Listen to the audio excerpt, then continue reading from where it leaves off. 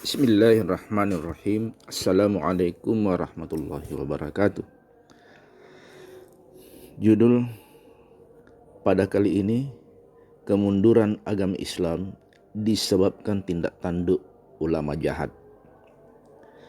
Umat Islam umum biasanya patuh dan mengikuti perintah pimpinannya. Terkadang-kadang ulama itu telah menyeleweng, menyalahgunakan keulamaannya. Saya tidak mengatakan ada ulama jahat, hanya yang mengatakan ada ulama jahat itu ialah Nabi Muhammad SAW sendiri. Di antara lain-lain yang merusakkan agama Islam itu ialah disebabkan sifat hasad atau dengki dari ulama itu sendiri. Terbitlah hasad atau dengki hati dari ulama jahat melihat rahmat dan nikmat Allah yang dimiliki oleh Syekh Khalid Khurdi selaku silsilah Tarekat Naksabandiyah nomor 30. Dia dilahirkan pada tahun 1193 Hijrah.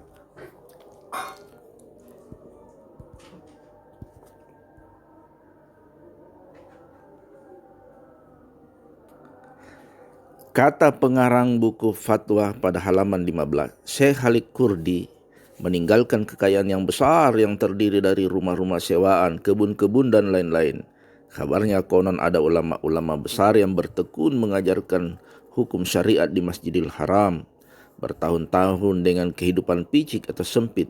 Padahal syekh-syekh Tarekat Naksabandiyah yang di Jabal Qudibis dihujani emas, perak, kiriman hadiah-hadiah dari dunia Islam.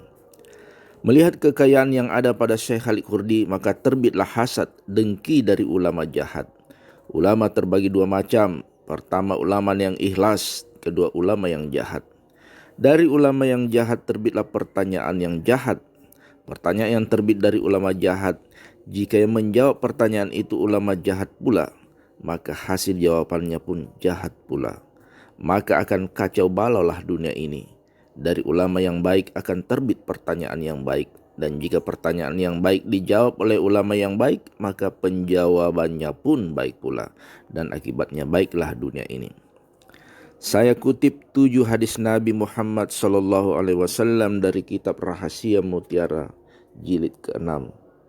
Yang pertama, hadis Nabi Muhammad SAW pertama, maksudnya kira-kira kerusakan bagi umatku disebabkan kejahatan ulama syuk atau jahat, ulama gadungan, yang mana kejahatan ulama itu menjadikan ilmu untuk barang perniagaannya yang dijualnya ke sana kemari.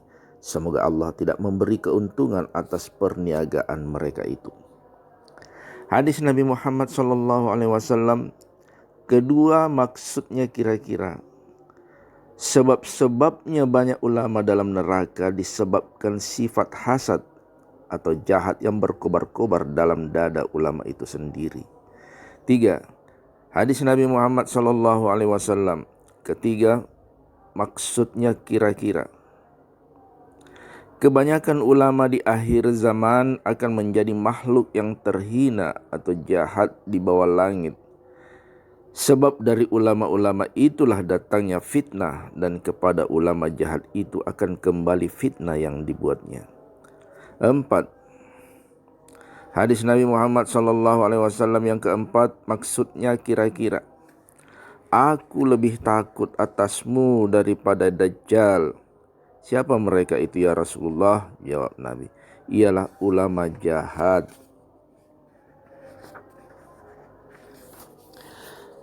5. Hadis Nabi Muhammad SAW yang kelima, maksudnya kira-kira nanti bakal akan datang di akhir zaman atas umatku perempuan atau wanita menjadi kiblat mereka itu, dan mata uang menjadi agama mereka itu. Ulama mereka itu jahil-jahil, padahal perkataan-perkataan ulama mereka itu perkataan nabi-nabi, sedang perbuatan ulama itu seperti perbuatan Fir'aun. Hadis Nabi Muhammad SAW yang keenam, maksudnya kira-kira akan keluar atau lahir di akhir zaman beberapa kaum atau partai. Muka mereka itu seperti muka manusia, dan hati mereka itu seperti hati syaitan atau iblis. Awas-awaslah kamu.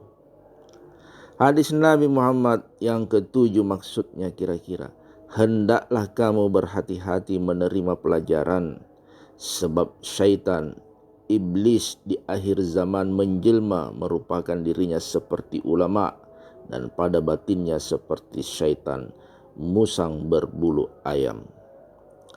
Disebabkan jahatnya ulama di akhir zaman, inilah yang memundurkan agama Islam. Ada orang telah mulai mengingati Allah, maka datanglah ulama jahat berkeok-keok seperti ayam jago mengatakan tarekat Naksabandia bid'ah dalalah. Umat Islam yang terpengaruh berhentilah dianya mengingat Allah. Sesudah 1300 tahun Nabi Muhammad SAW wafat, maka kenyataan mukjizat Nabi, betapa besar hasad atau dengki hati ulama jahat terhadap Syekh Halik Kurdi. Kalau ada orang yang menantang tarekat Naksabandia, sebabnya hanya dua perkara.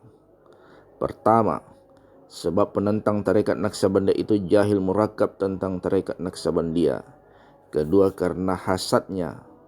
Penyakit jahil murakabat dapat diobati, yakni tuntutlah ilmu dengan ikhlas. Penyakit hasad tidak ada obatnya. Biarkanlah api hasad membakar dadanya di dunia ini, dan insya Allah menyusul api neraka membakarnya di akhirat, kecuali ia bertaubat. Tanda-tandanya ulama jahat, jika ulama itu ditanya ditentang soal-soal yang tidak diketahuinya, dijawabnya dengan membabi buta atau jahil murakab, yakni ulama itu suatu campur mulut dalam urusan yang tidak diketahuinya. Lagi tanda-tandanya ulama jahat, sangat suka ulama itu memperkatakan suatu ilmu, padahal ulama itu tidak sanggup mengamalkannya yang diperkatakannya itu. Tanda-tandanya ulama jahat, mereka itu tidak tahu apakah ta'rif tarekat Naksabandia, apakah istilah tarekat Naksabandia, apakah isyarat tarekat Naksabandia. Padahal ulama-ulama itu ingin sekali mencampur tarekat-tarekat yang tidak diketahuinya. Kalau yang bertanya tidak mengetahui tarekat Naksabandia dan yang menjawab tidak pula mengetahui tarekat Naksabandia, berarti pertanyaan tidak ditujukan kepada ahlinya, yakni bertentangan dengan maksud Quran surat An-Nahl ayat nomor 43. Maksudnya kira-kira, maka tanyakan olehmu akan ahli zikir, ahli pengetahuan, jika kamu tidak mengetahui. Yang dimaksud dengan ahli pengetahuan dalam ayat ini ialah orang-orang yang ahli di setiap bidang yang ditanyakan kepadanya. Masalah fikih, tauhid, tasawuf, ilmu nahwu, ilmu syarab hendaknya ditanyakan kepada ahlinya masing-masing. Manakala satu masalah ditanyakan bukan kepada ahlinya, maka penjawaban masalah itu akan sesat lagi menyesatkan. Walaupun yang menjawab pertanyaan itu ulama besar sekalipun, kepada mereka yang bertanya dan yang menjawab pertanyaan, hendaklah memahamkan betul-betul akan firman Allah dalam surat Hud ayat nomor 46.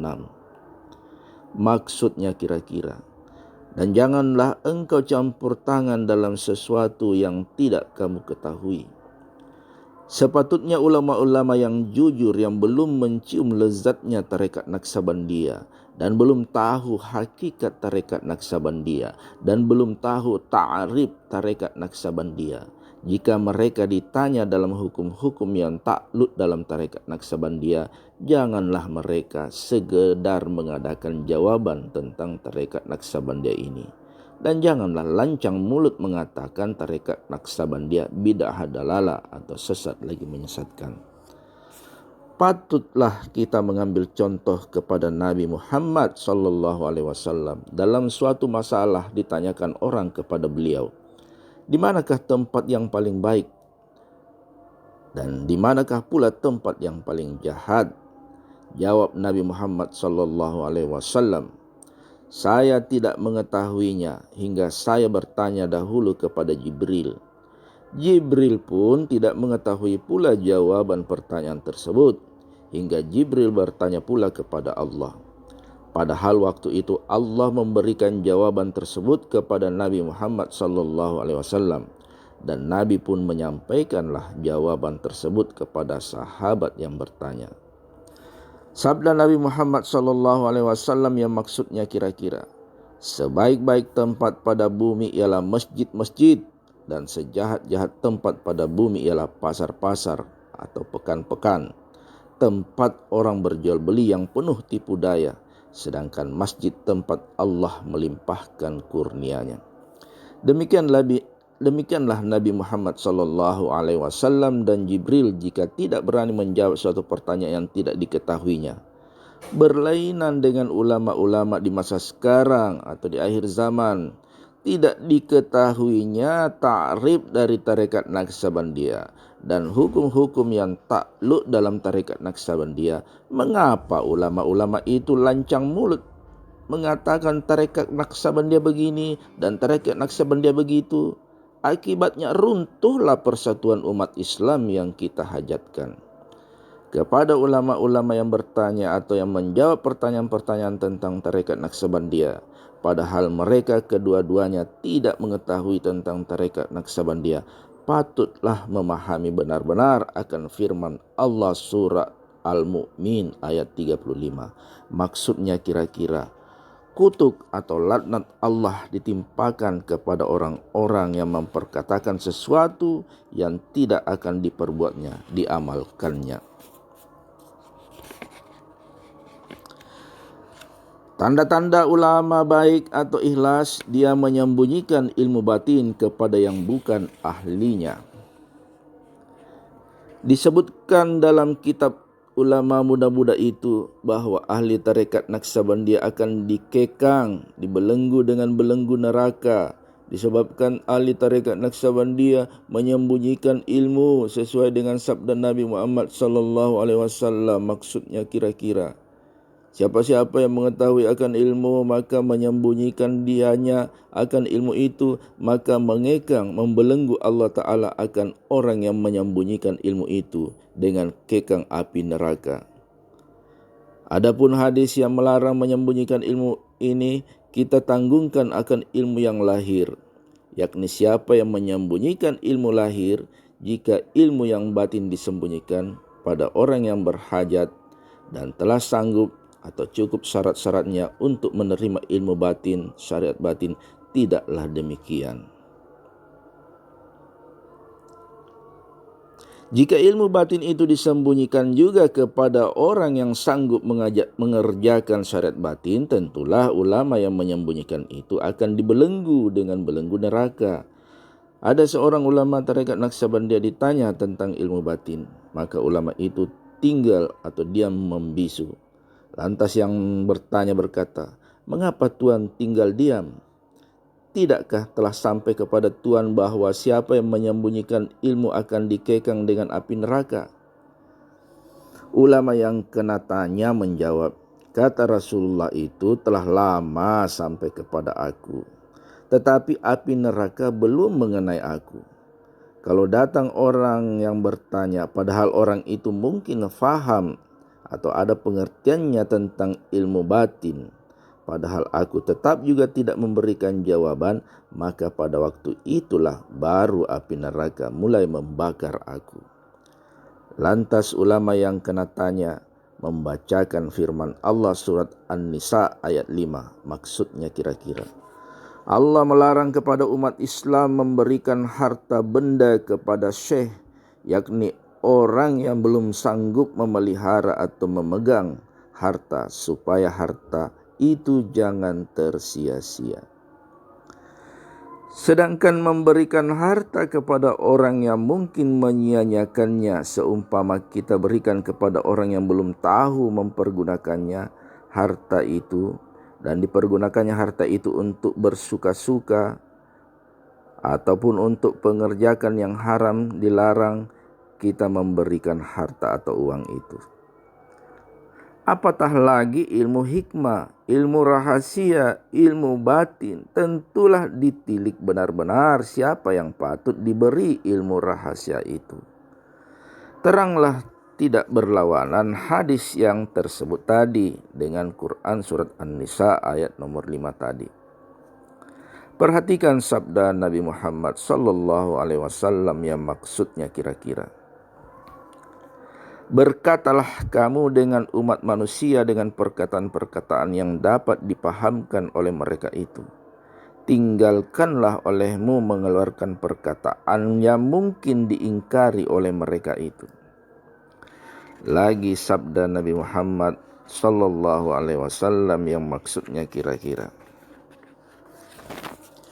Janganlah kamu ajarkan akan umat manusia akan ilmu-ilmu yang tiada sampai akal mereka itu. Adakah suka kamu bahwa didustakan mereka itu akan Allah dan Rasul-Nya? Lagi sabda Nabi Muhammad sallallahu alaihi wasallam yang maksudnya kira-kira. Kami sekalian anbiya atau nabi-nabi disuruh Allah berkata terhadap manusia bahwa kami berkata sekira-kiranya yang akal mereka itu bisa menjangkaunya. Janganlah diberikan intan berlian kepada gembala kambing. Kemungkinan intan berlian dianggap tahi kambing oleh gembala kambing. Meletakkan sesuatu hendaklah pada tempatnya hingga sampai barang itu berfaedah bagi kita. Kalau kita meletakkan sesuatu tidak pada tempatnya, pasti akan datang kebinasaan atau kiamat. Ilmu rahasia atau batin atau syariat batin atau ilmu hikmah diajarkan Nabi Muhammad SAW kepada para sahabatnya yang pilihan dengan pintu tertutup atau tidak dengan pintu terbuka, yakni tidak boleh orang-orang sembarangan mendengarnya. Hadis diriwayatkan oleh Al-Hakim yang diterimanya dari Ya'la bin Sadad, katanya, tak kala saya bersama Rasulullah, lantas Rasulullah berkata begini, maksudnya kira-kira. Adakah pada kamu laki-laki yang lain? Berkata kami, tidak. Maka menyuruh Rasulullah menutup pintu dan seterusnya Nabi berkata, kamu angkatlah tangan kamu dan hendaklah kamu berkata, La ilaha illallah. Lantas Nabi menumpahkan ilmu rahasia atau ilmu ma'rifatullah kepada sahabat-sahabatnya yang pilihan. Menurut paham ulama muda-muda, yang dimaksud dengan laki-laki yang lain kaum Yahudi dan kaum Nasrani. Ulama muda-muda yang berkepala batu agaknya belum tahu rahasia hadis ini. Dalam kelompok sahabat-sahabat yang bersama-sama dengan Nabi tadi, apakah pantas akan ada duduk laki-laki Yahudi dan laki-laki Nasrani dengan Rasulullah?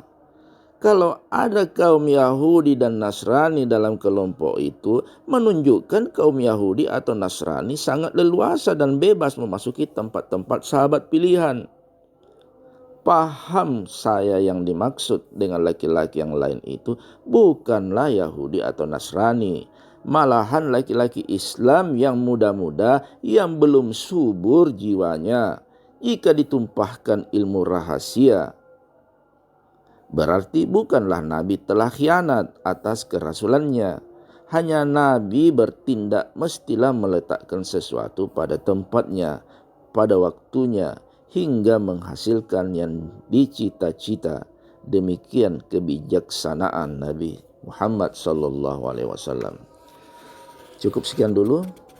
Assalamualaikum warahmatullahi wabarakatuh.